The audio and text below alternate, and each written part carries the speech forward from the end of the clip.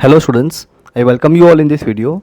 In this video we are going to learn about SYGC SP, that is secretarial practice, and as you all know that we have completed 9 chapters in SP till now, and after that we have started with the chapter number 10, that is dividend and interest, and in that also students we have completed 7 parts.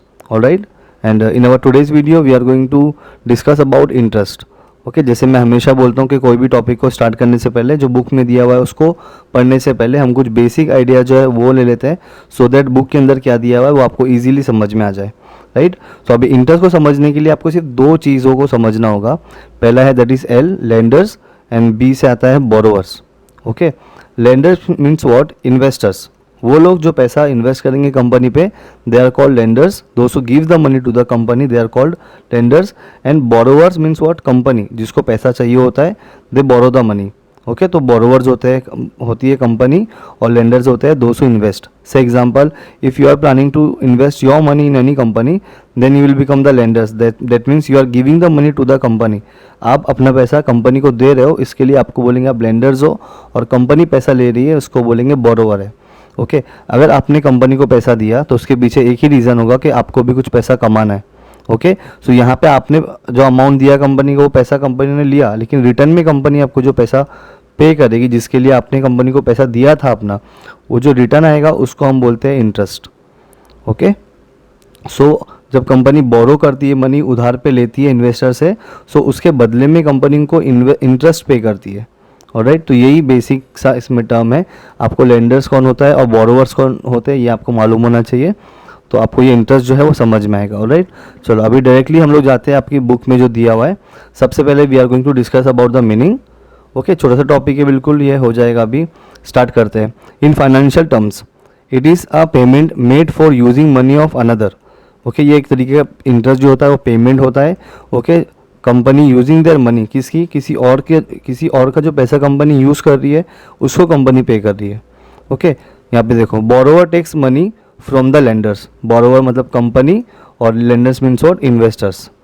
Okay, very simple. तो company borrow करती है, पैसा लेती है from the lenders, from the investors. आगे, so interest is the cost of renting money. जो borrower ने lender से पैसा लिया था, ओके, रेंट पे समझ लो लिया, क्योंकि कंपनी को पैसा रीपे करना होगा, तो उसके ऊपर जो कंपनी पे कर रही है उसको बोलते हैं हम interest. For the borrower, and it is the income from lending money for the lenders. तो आपने पैसा दिया, अपना इन्वेस्ट किया। से एग्जांपल, अगर आपने 1 लाख रुपीज़ दिया है कंपनी को, तो 1 लाख रुपीज़ के ऊपर आपको इंटरेस्ट मिलेगा, और after certain period of time company will repay the amount. जो पैसा 1 लाख रुपया आपने दिया था वो भी पैसा आपको वापस मिल जाएगा, और उसके ऊपर इंटरेस्ट भी मिलेगा।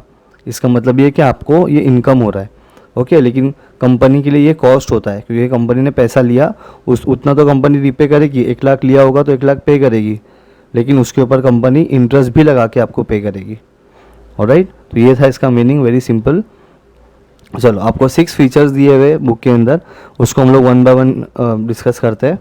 फर्स्ट आपको दिया हुआ है, interest is the price paid for the productive services rendered by capital. जो पैसा आपने इन्वेस्ट किया वो कैपिटल, उस पैसे के ऊपर कंपनी ने बिजनेस किया, उस पैसे को यूज़ किया प्रोडक्टिव पर्पज़ के लिए, और उसके ऊपर जो कंपनी को पैसा मिला, जो इनकम हुआ होगा, उसको कंपनी ने पे किया होगा आपको, तो उसी को बोलते हैं इंटरेस्ट। जो कंपनी ने उनके लेंडर्स को पे किया होगा उसको हम बोलेंगे interest.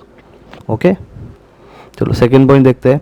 It is directly related to risk. इसमें रिस्क इन्वॉल्व होता है।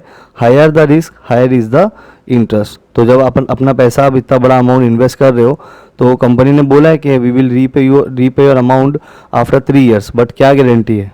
ओके, तो ये सब रिस्की कैपिटल होता है इन्वेस्ट करना किसी भी कंपनी में। चलो आगे देखते हैं थर्ड पे। Rate of interest is expressed as annual percentage of principal. तो रेट ऑफ इंटरेस्ट कैसे डिसाइड होता है? जो भी प्रिंसिपल अमाउंट, मैंने आपको बोला that you have invested your money, जो अमाउंट था वो 1 लाख रुपीज़ था, तो जो 1 लाख है वही आपका प्रिंसिपल अमाउंट है। उस 1 लाख के ऊपर आपको जो भी मिलेगा वो इंटरेस्ट होगा आपका। क्लियर?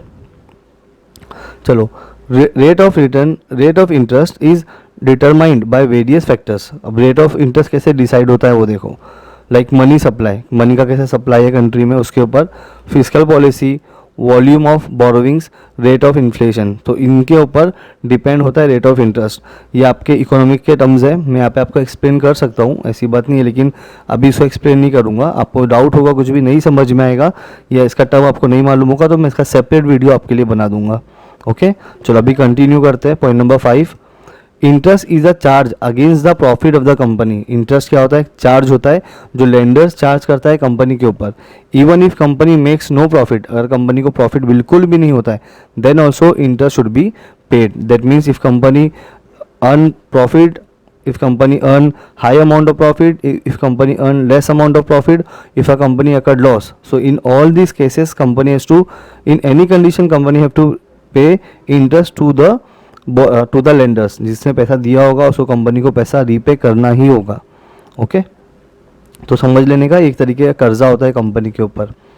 चलो 6 पे दिया हुआ है, it is payable at a fix and general pre determined rate. तो रेट ऑफ इंटरेस्ट क्या होता है? फिक्स्ड होता है और प्री डिटरमाइंड मतलब पहले से ही डिसाइडेड होता है। क्लियर? तो ये सारी चीज़ें हम लोगों ने बेसिक्स में भी सीखी है। हाँ, मनी सप्लाई क्या होता है, फिस्कल पॉलिसी क्या होती है, volume of borrowings, rate of inflation, ये सारी चीज़ें आपको इकोनॉमिक्स में आपने सीखा होगा। इन केस मान लो अगर आपको नहीं आता होगा then you can ask me, मैं आपको एक्सप्लेन कर दूंगा सेपरेट वीडियो में। ओके, चलो आगे देखते हैं।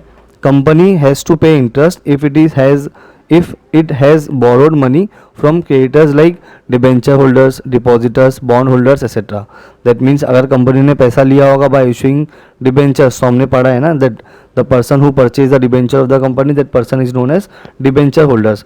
या फिर depositor, the person who invested their money in a company, that person will be called as depositors। and if a person invested their money and purchased the bonds of the company, that person will become the bond holder of the company। Okay, और इनको return में क्या मिलेगा? Interest मिलता है, और इनका interest fix rate of interest होता है। ये सारी चीज़ें हम लोगों ने हमारे बेसिक वीडियो में सीखी है। तो जो लोग न्यू होंगे, जिनको नहीं पता होगा, आप लोग चैनल के प्लेलिस्ट में जाओ, वहाँ पे आपको प्लेलिस्ट में जाओगे एकदम नीचे आप देखोगे तो बेसिक्स के 3 पार्ट्स है। अगर आपको एसपी समझना है कंप्लीट तरीके से कि एसपी में हम लोग क्या पढ़ रहे हैं और क्यों पढ़ रहे हैं, तो आपको वो वीडियो देखना इज़ वेरी इंपॉर्टेंट। एक बार आप देख लोगे तो आपको सारा डाउट जो है वो आपका क्लियर हो जाएगा about the interest, about the dividend. Okay, so बस ये इतना ही था आपका features. So I hope you understood this part. If you fail to understand anything students, you can ask me in comment section. Alright, so till then, thank you very much all, take care.